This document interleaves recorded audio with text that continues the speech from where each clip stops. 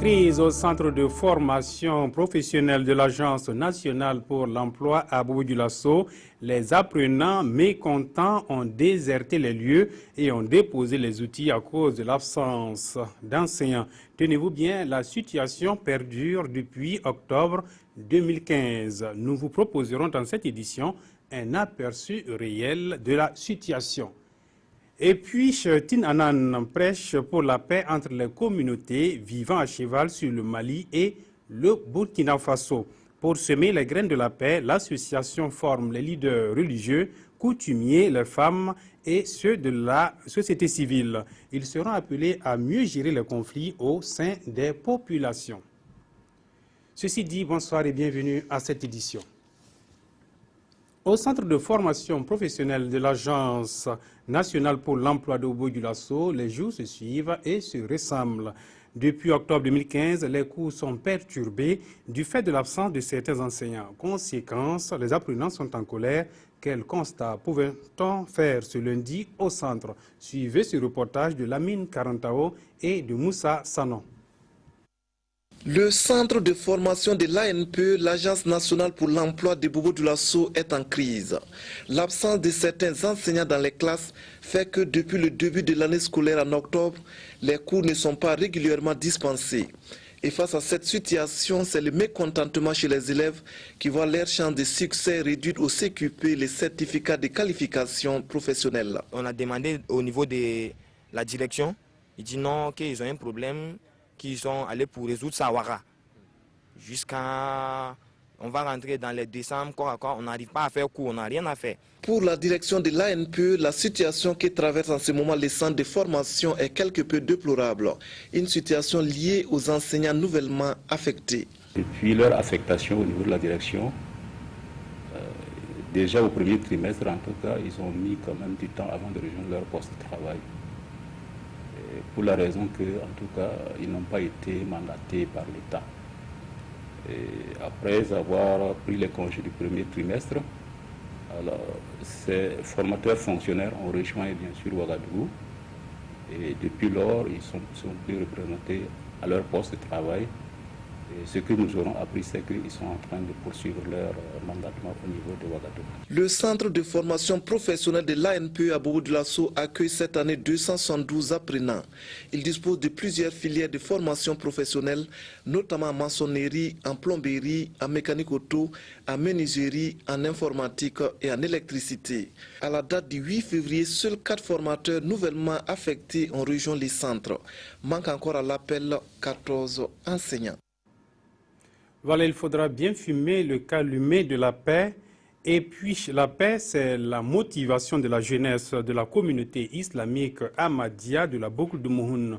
Ce dimanche, elle a organisé une marche pour témoigner sa compassion et sa solidarité aux familles des victimes de l'attaque terroriste du 15 janvier à Ouagadougou. À travers cette marche, les jeunes de Dédougou veulent éviter les confusions entre l'islam et le terrorisme. Julien Bayala, Karim Oudrago et Paul Sawadougou. Cette marche vise à rendre hommage aux victimes de l'attaque terroriste du 15 janvier dernier à Ouagadougou et promouvoir la paix au Burkina. Nous avons marché ce matin pour montrer à la population de Dédougou que l'islam est une religion de la paix. Et c'est pour cela la devise de la jeunesse islamique Ahmadiyya, c'est l'amour pour tous, la haine pour personne. L'islam est une religion de paix, d'amour et de tolérance et la jeunesse Ahmadi invite la population à faire la différence entre l'islam et le terrorisme.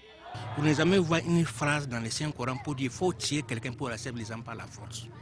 Aujourd'hui, quand on doit juger les musulmans, ce n'est pas à travers ces gens-là, c'est à travers les écrits, c'est à travers le Saint-Coran et à travers le comportement des saints prophètes. Nous disons non au terrorisme, nous disons non à la violence, nous disons non à toutes formes, toutes sortes de discrimination d'ailleurs en réalité. Parce que nous sommes des adeptes d'un Dieu de paix. Et qui aime Dieu doit aimer sa créature forcément. À cette occasion, les jeunes Ahmadis venus des différentes localités de la boucle du Mouhoun ont fraternisé et cultivé l'esprit de solidarité entre eux et aussi prié pour une paix durable au Burkina. À Dori, dans le Sahel, la paix aussi est une préoccupation des communautés. Une formation sur la gestion des conflits pour la paix réunit à cet effet des femmes et des chefs coutumiers. L'objectif est de réduire les conflits inter- et intracommunautaires par le renforcement des capacités de la société civile du Mali et du Burkina Faso. Yamba Nakoulma et Bernard Diasso. Ces femmes, issues des organisations féminines de la province de Loudalan, s'exercent au cours de cet atelier à la construction et à la conduite d'une démarche de prévention des conflits. Une formation qui, selon les organisateurs, vise à réduire les conflits inter- et intracommunautaires par le renforcement des capacités et la mise en réseau de ces organisations de femmes du Burkina avec celles du Mali. Et la coordinatrice de l'association Tin Inan de saisir l'occasion pour exprimer sa compassion aux victimes des événements survenus à Tinakov et à Ouagadougou le 15 janvier dernier. Nous exprimons également notre solidarité au président du Faso dans sa tâche et aussi à toute la nation. Que ces genres de violences disparaissent complètement de notre espace et du monde entier. Et pour y arriver, cette participante a promis passer des messages de paix et de cohésion sociale à sa communauté de base. Des sketchs avec des thématiques comme les conflits agriculteurs-éleveurs, le port du voile et une exposition de vente d'objets d'art ont mis fin aux travaux de l'atelier. Ce dimanche, la colline de Fabidougou, et là nous sommes dans les cascades, a refusé du monde. Les fidèles catholiques du diocèse de Banfora y ont effectué leur pèlerinage annuel. Cette année, le thème est « Soyez miséricordieux comme votre Père céleste est miséricordieux ». Martin Zerbo et Mireille Carole Tougman. Ouvrez les portes de la justice. L'ouverture de la porte sainte de la miséricorde, c'est le cachet particulier du pèlerinage de Fabidougou cette année. C'est un symbole que le pape a voulu. On ouvre cette porte sainte pour montrer aux gens que en cette année, Dieu fait grâce comme il a toujours fait. Le contexte s'y prête. Cette 18e édition du pèlerinage du diocèse de Banfora est donc placée sous le signe de la miséricorde. L'évêque a dit de se pardonner, de vivre en harmonie. Tout être humain doit être animé d'amour, de pardon. Savoir que sans l'amour, il n'y a jamais de paix. Et c'est sur la colline de Fabidougou, au milieu de ces célèbres dômes, que se déroule depuis 2005 l'annuel pèlerinage du diocèse de Banfora. Pour rendre un accès facile à ce site, les autorités de l'Église ont entre autres pour perspective l'aménagement des pistes qui l'y conduisent. Comme à l'accoutumée, le Tonaba, l'un des notables du roi du Yatenga, a reçu les vœux de nouvel an des autres notables et des chefs de canton. En langue locale, Tonaba, ces vœux s'appellent Napusum.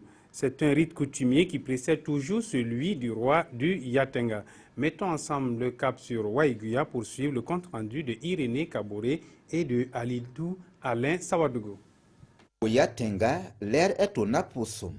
C'est un rite coutumier observé par les rois et ses notables au début du nouvel an. Ce rite permet aux autorités, aux amis et à la famille du chef de lui offrir des cadeaux et aussi lui présenter leurs vœux pour le nouvel an. Ici, nous sommes chez le Tomnaba, l'un des notables du roi, pour ce rendez-vous coutumier. Le roi part faire une semaine hors de son palais. À son retour, il vient convoquer ses notables et les intimer de choisir des jours de fête. C'est ainsi que le premier, ça commence avec le Toro Naba, le Baloum Naba et le Tom Naba. Nous sommes venus lui souhaiter une bonne fête, une bonne santé, une longue vie pour qu'il puisse assurer les fonctions donc de Tomna que le roi d'Yatenga a bien voulu lui confier. Pour l'année 2016, le Tomnaba a prié ses ancêtres pour la paix au Burkina. Je lance un appel à la population de Waïguia, la tolérance, la paix et la vigilance. Aujourd'hui, il faut voir que le Burkina est vraiment stabilisé. C'est grâce à l'apaisement de tout un chacun. Le Tomnaba est le notable chargé des rites coutumiers du palais royal. Rendez-vous est donc pris dans une semaine pour celui de Sa Majesté Nabakiba, roi d'Yatenga. Voilà toutes nos excuses. Au lieu de Tomnaba, c'est le Tomnaba. Nous poursuivons l'édition et là nous parlons à présent de musique et l'artiste Wen Lamita s'est produit à l'Institut français de Bobo-Dioulasso. Ses chansons ont toutes abordé des thèmes sociaux et politiques à travers raga, hip-hop, slam, reggae, j'en passe. Wen Lamita a émerveillé le public par son talent. Suivez le compte rendu de Hassan Gourabou et de Moussa Sanon. Wen Lamita Kouka est un artiste talentueux. Ce samedi 6 février à l'Institut français de Bobo-Dioulasso, le musicien burkinabé a encore une fois justifié tous les biens qu'on dit de lui. Pour moi, c'était un grand concert. C'est un grand monsieur qu'il faut beaucoup aider, il faut beaucoup soutenir. C'est un artiste très complet au niveau des textes. C'est juste extraordinaire. Il a des textes avec une profondeur dans ses mots, avec des recherches dans ses mots. Musicalement, c'est très bon. Il y a une bonne énergie. Voilà, moi, je ressors emballée complètement de ce concert. Pour un premier concert à l'Institut français de Bobo-Dioulasso, Wen Lamita Kouka était tout simplement satisfait du public qui a surtout bien apprécié les sonorités de Rakai, son 10e album. Ce qu'on vient de faire, on sait qu'on est à nos premiers pas, on rigole pas avec et on espère aller plus haut. Déjà, j'ai été très content parce qu'on m'a dit qu'il y a des élèves qui devaient venir et d'avoir fait du slam aussi dedans. Oui, ça m'a plu déjà parce que ces jeunes étaient là. Et comme il y avait du slam, je leur ai parlé aussi. Wen Lamita Kouka, de son nom à l'état civil, Ouedraogo Wen Lamita Wilfried, ne fait pas que de la musique. L'artiste s'intéresse aussi à la peinture. Voilà, sort pour sport du moins pour refermer cette édition. Et là, nous reprenons le chemin de Waïguya. La 11e édition de la Coupe de l'évêque de Waïguya a commencé ce samedi.